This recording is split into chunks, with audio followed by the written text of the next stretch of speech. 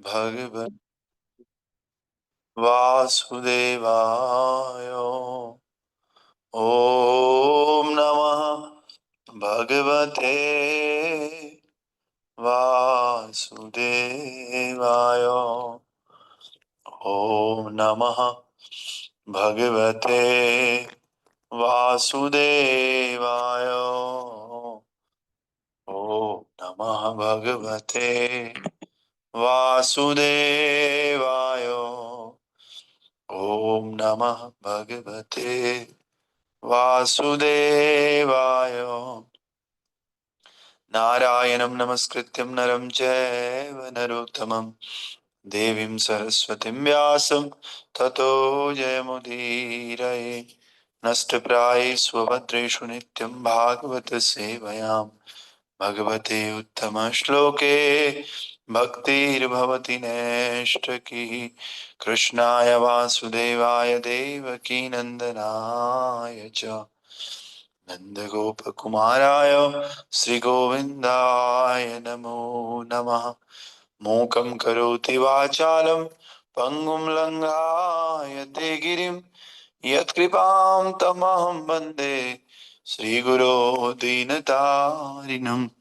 श्रीपरमानन्दमाधवं श्रीकृष्णचैतन्यैश्वरं गुरुवे गौरचन्द्राय राधिकाय तदालये कृष्णाय कृष्णभक्ताय तद्भक्ताय नमो नमः।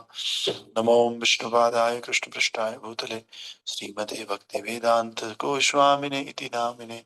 नमस्ते सरस्वते देवे गौरवाणी प्रचारिणे निर्विशेष शून्यवादी पाश्चात्य देशतारिणे।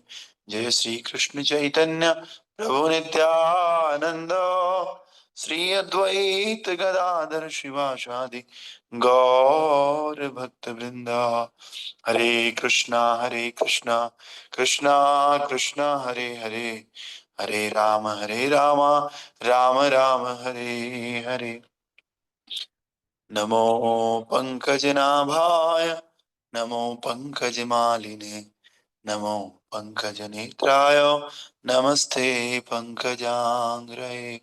ग्रंथराज श्रीमद्भागवत महापुराण की जय। श्रील प्रभुपाद गुरु महाराज की जय। अनंत कोटि वैष्णव वृंद की जय। श्री श्री राधा श्याम सुंदर राधा राधिका रमन की जय। कृष्ण बलराम गौर निताई पंच तत्व की जय। जगन्नाथ बलदेव सुभद्रा चक्र सुदर्शन की जय। श्री गोपाल की जय।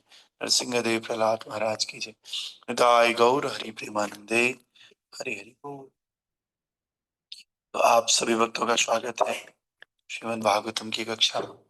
और हम लोग आज श्रीमद् भागवतम का दूसरा स्कंद का दूसरा अध्याय और इसका 28वां श्लोक पढ़ रहे हैं। 28वां श्लोक जो इस प्रकार से है। ततो विशेषं प्रतिपद्य निर्भया स्तेनात्मनापो नलमूर्तिरध्वरन् ज्योतिर्मयो वायुमपेत्य काले वायुआत्मनां खं बृहदात्मलिङ्गम्। ततो विशेषं प्रतिपद्य निर्भया तेनात्मनापो नलमूर्तिरध्वरन् ज्योतिर्मयो वायुमपेत्य काले वायुआत्मनाखं बृहदात्मलिङ्गम्। ततो विशेषं प्रतिपद्य निर्भया तेनात्मनापो अनमूर्तिरत्वना ज्योतिर्मयो वायुमुपेत्य काले वायुआत्मनां खं बृहदात्मलिङ्गम्। हरे कृष्ण। हरे कृष्ण प्रभु जी। ततो विशेषं प्रतिपद निर्भयास तेनात्मनापो अनलमूर्ति अत्वरन् जयो ज्योति ज्योतिर ज्योतिर्मयो वायुम्पेत्य काले वायवात्मनाखं ब्रधात लिंगम। ओके, हरे कृष्ण। और कोई भक्त? हरे कृष्ण प्रभु जी। ततो विशेषं प्रतिपद्य निर्व्यश तेनात्मानोपनालमूर्ति आत्मरन् ज्योतिर्मयोऽव्यम् उपत्य काले वायात्मनखं ब्रह आत्मलिंगम। हरे हरी कृष्ण। हरी। और कोई? हरे कृष्ण प्रभु जी, दंडवत प्रणाम।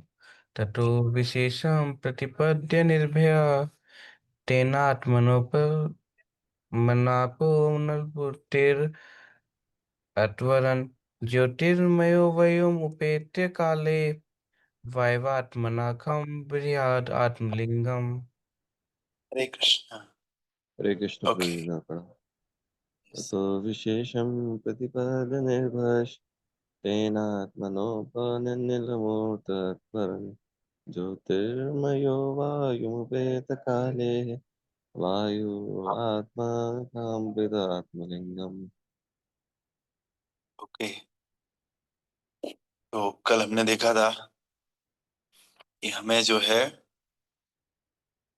जो संत जन होते हैं वो लोगों पे दया करते हैं, और उस दया के कारण वो इस भौतिक जगत में कभी कभी आते हैं, आकर के हमको इस कष्ट से निकालने का प्रयास करते हैं। तो आज के श्लोक में कह रहे हैं, सत्यलोक पहुंचकर भक्त विशेष रूप से अपने सूक्ष्म शरीर से अपने स्थूल शरीर जैसी पहचान में निर्भय होकर समाविष्ट हो जाने में सक्षम होता है, और क्रमशः वो भूमि से जल, अग्नि, तेज, वायु की अवस्थाएं पार करता हुआ अंत में आकाश की अवस्था में पहुंच पाता है। तात्पर्य भाई अर्चनीय, वंदनीय, प्रातः स्मरणीय जगत गुरु श्रील प्रभुपाद जी द्वारा श्रील प्रभुपाद की जय।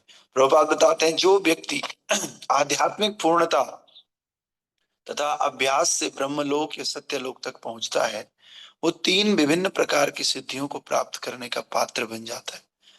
अगर कोई व्यक्ति अपने पूर्व पुण्य कर्मों के कारण कोई विशेष लोक प्राप्त करता है, तो वो अपने अनुपातिक पुण्य कर्मों के आधार पर ही ऐसा स्थान पाता है। तो जो व्यक्ति विराट या हिरण्य गर्भ की पूजा करके स्थान प्राप्त करता है, वह भी ब्रह्मा की मुक्ति के साथ साथ स्वयं मुक्त हो जाता है। किंतु जो व्यक्ति भक्ति के बल पर स्थान प्राप्त करता है, जिसका यहाँ पर विशेष रूप से उल्लेख हुआ है, वो ब्रह्मांड के विभिन्न आवरणों को भेद कर अंततः परम अस्तित्व से परिपूर्ण वातावरण में अपने आध्यात्मिक स्वरूप को प्रकट कर पाता है। श्रीला जीव गोस्वामी के अनुसार सारे ब्रह्मांड गुच्छ के रूप में एक दूसरे के ऊपर या नीचे स्थित है, और इनमें से प्रत्येक में सात सात आवरण है। जलमयी अंश इन सप्त आवरणों से परे होता है, और प्रत्येक आवरण अपने पूर्ववर्ती आवरण से 10 गुना अधिक विस्तीर्ण होता है। जो भगवान इन सारे ब्रह्मांडों को अपनी श्वास से सृजित करते हैं, वे इन ब्रह्मांडों के गुच्छ के ऊपर शयन करते हैं। और कारण सागर का जल ब्रह्मांड के जल के आवरण से पृथक स्थित रहता है।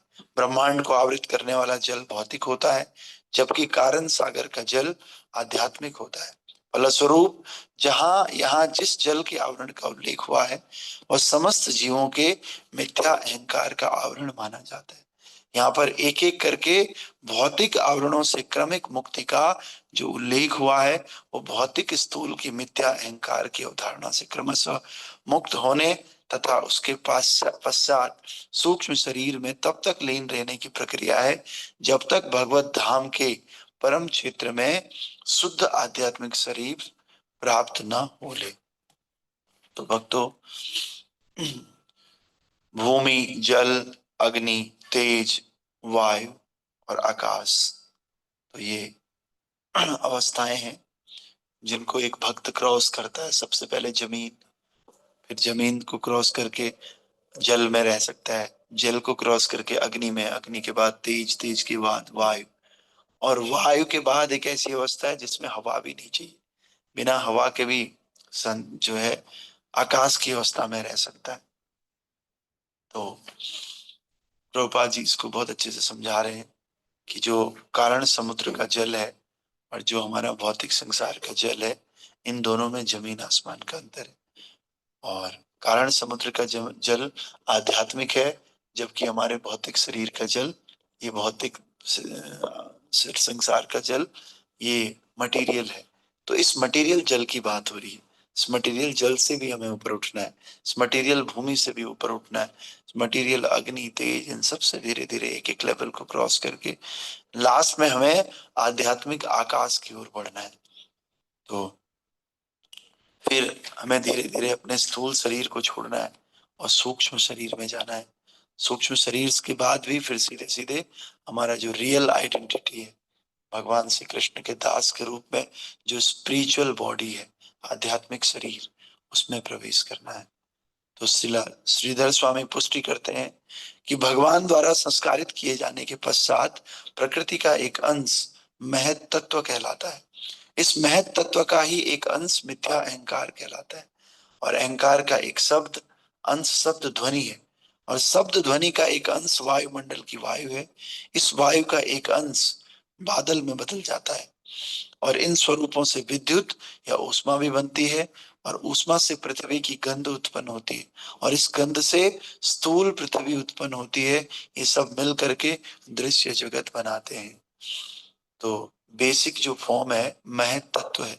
हमने कहा था जैसे कोई भी चीज हमें बनानी है, इडली बनानी है, तो इडली के लिए बेसिक चीज क्या है? चावल।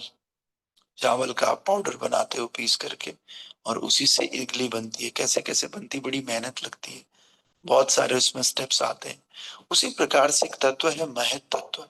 इस महत तत्व से ये पूरा भौतिक संसार बनता है। महत तत्व से कैसे कैसे बनता है? इस महत तत्व से ही मिथ्या अहंकार भी बनता है। इस महत तत्व से ही जो है वायुमंडल बनता है। इस महत तत्व से ही शब्द ध्वनि बनता है, और इस महत तत्व से ही ऊष्मा भी बनती है, और इस ऊष्मा से पृथ्वी की गंध उत्पन्न होती है, और इस गंध से स्थूल पृथ्वी उत्पन्न होती है। यानी कि पृथ्वी भी इस महत तत्व से उत्पन्न होती है। ये सब मिल करके ये जो भी हमें दिख रहा है संसार में, पेड़ पौधे, जीव, पानी, झरना, जमीन, ये सब जो है इस सब से मिलकर के बनते हैं महत तत्व से। और दृश्य जगत का विस्तार 4 अरब मील है। तब ब्रह्मा 4 अरब मील, बाप रे, ये दृश्य जगत का विस्तार है। और तब ब्रह्मांड के आवरणों का आरंभ होता है।